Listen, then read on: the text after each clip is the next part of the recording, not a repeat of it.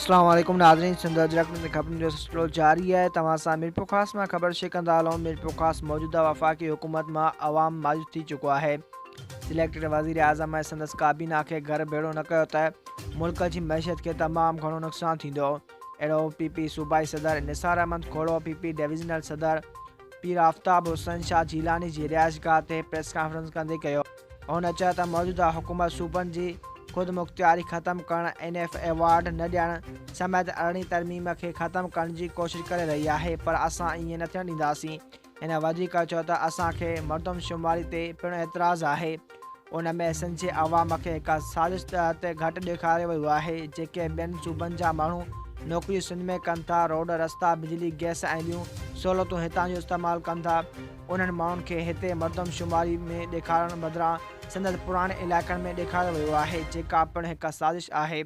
असांखे उन करे बि ख़दशो आहे जंहिं घर जी आदमशुमारी थी उन घर जे सरबराह खे उन जी कापी न ॾिनी वई, जंहिंमां साबित थियो मर्दमशुमारी में असांखे घटि ॾेखारे असांजे वसीलनि खे घटायो वियो आहे। मौजूदा हुकूमत ख़िलाफ़ ॿिए मरहले में डिवीज़नल सतह ते मुज़ाहिरा कया वेंदा।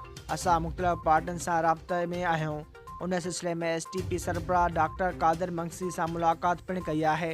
असांजो PDM जे प्लेटफॉर्म तां पार्लियामेंट जे अंदरि जेके पार्टियूं पार्लियामेंट जे ॿाहिरि आहिनि, उन सभिनी खे गॾु करे हिन अवाम दुश्मन हुकूमत ख़िलाफ़ जिदोजहद कजे। अवाम महांगाई बेरोज़गारी सबबि तंग थी चुकी आहे। हिन वधीक चयो त हज़ारा बिरादरी जे माण्हुनि खे बेदर्दी सां क़त्ल कयो वियो। उन्हनि सां ॾुख वंडण जे बदिरां उन्हनि खे ब्लैकमेलर कोठियो वियो।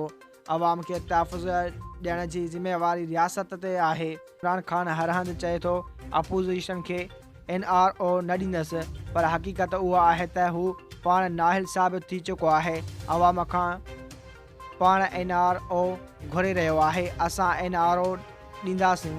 उन जो मतिलबु न्याज़ी रिमूवल आहे, जेका जल्द पूरी थींदी। हिन नाहिल हुकूमत मां अवाम जे जिंद आजी थींदी। जॾहिं उन मौक़े ते MPA नवाब तैमूर टालपुर, MPA नूर अहमद बरगड़ी, अॻूणी MPA खैरनिसा मुगल ऐं PP अॻवान ऐं कारकुन वॾे अंग में मौजूदु हुआ। वधीक ख़बरूं ॾिसण लाइ विज़िट कंदा असांजी वेबसाइट www.sindhajraknews.com।